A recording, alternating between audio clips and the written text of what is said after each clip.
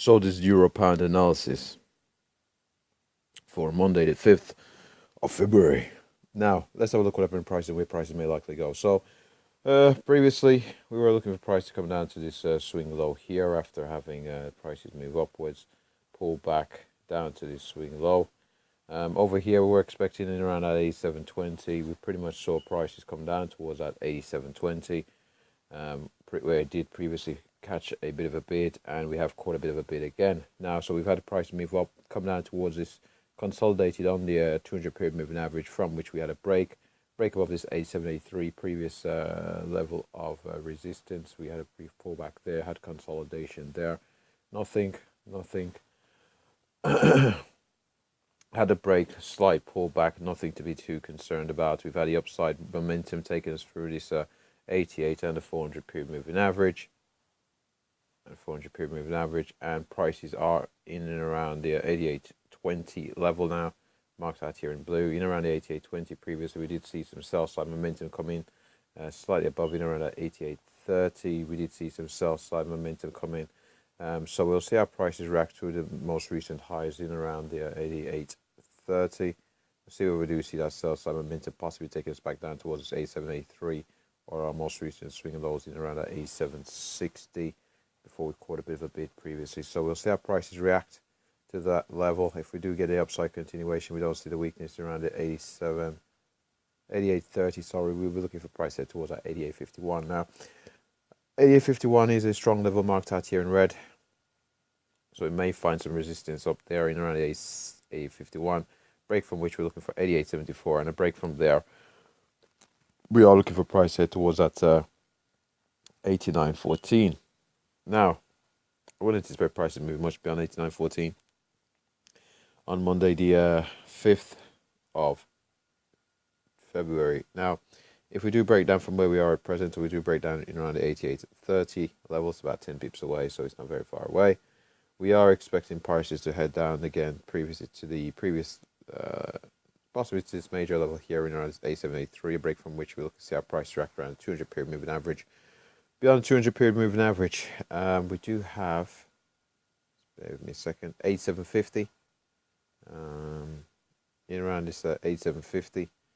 We'll see if we do get a reaction around this 87.50, but a break from there, we're looking for 87.20 again. See if we do have a triple bottom forming around 87.20 for further upside momentum to come back into the market.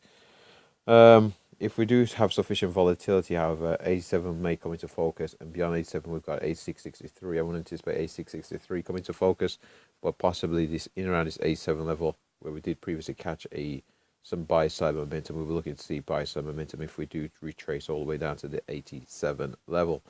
And with that said, that pretty much wraps up the euro pound analysis and on the hourly charts. Now let's just have a look at the high time frames. So wait over to the monthly, scale on here, correct, and over to this monthly. It would appear that the euro is in a trend against the pound since what was that, late 2015. Came down towards this 70 euro against a pound, from which we saw the upside buy side momentum coming to the market. Obviously we've had the Brexit vote since then. We've come up towards a high of this 92, had a brief pullback, tested those highs, had some sell side momentum coming to the market. So we're still operating in the shadow of this bearish candle here. We've had brief moves upwards towards that 90.24, from which we saw sell side momentum as indicated by these wicks. So we're in a bit of a consolidation at the moment. We've not had a breakdown in prices, but we are in a very tight consolidation. We're not able to hold above this 90.24, and neither do we break down below possibly this 86.63. So we'll see how prices develop from here, but overall the euro does appear to be still in an uptrend against the pound. But we've come into a period of consolidation now. This strong move upwards, and we have found resistance in around that 92 level.